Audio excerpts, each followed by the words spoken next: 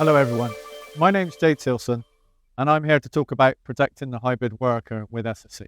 Users, devices and data are now everywhere, and those tools of the past that we used to secure our hybrid workers no longer work. Let's look briefly at how we've done things historically. So you have a hybrid worker. This person wakes up in the morning, they turn on their computer, they're going to connect over to the internet.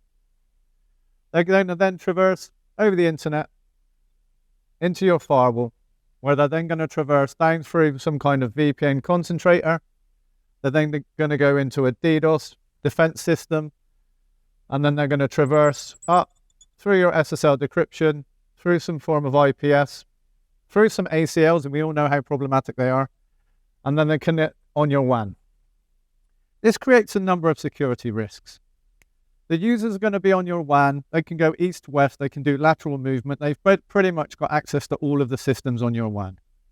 Then if they need to connect into some cloud-based applications such as AWS, Azure, or GCP, they're going to traverse over the VPN that you've got configured into those. So they're going to need to come into your network to get contact with these cloud-based solutions.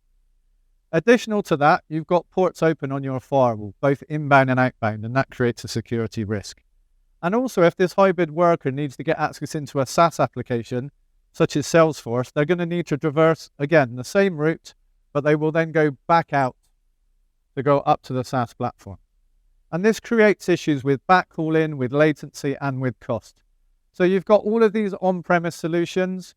They all need feeding water in, they all need maintaining, they all need looking after, and that adds complexity and cost, and also significant security risk. And there's a better way of doing this with SSE. So here we have SSE, Security Service Edge. Security Service Edge combines with SD-wan to create SASE, a Gartner architecture. So SSE is based on the concept of zero trust. And many companies see SSE as the first starting point for their zero trust journey. It's a strategy. So let's look at the way that SSE works. Again, your hybrid worker wakes up in the morning, they connect over to the internet. But in this case, they connect into the SSE platform. So what the SSE platform does is you install connectors near the applications that you want to present. And rather than having to connect all of your users into this environment, the connectors create an outbound connection into the SSE platform.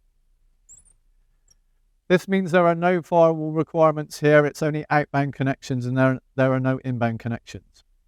And then if we look at it from a zero trust network access point of view, a ZTNA point of view, the users need to connect into applications.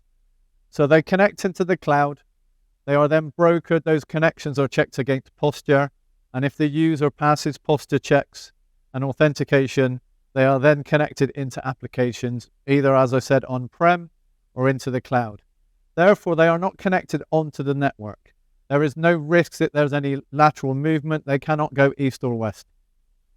And then if we look at it from a SWG point of view, a secure web gateway point of view, this user no longer needs to be backhauled onto the data center to get access to SaaS applications or to the internet. They can connect directly into the SaaS applications. That reduces the requirement for bandwidth, it reduces latency, and it also reduces that backhauling that we've done historically. If you can combine the secure web gateway with a CASB, Cloud Access Security Broker, or a DLP, data loss prevention system, all in a single platform, then you can control access to SaaS applications, you can control access to cloud applications and to the internet. So you can be protected against malware and ransomware.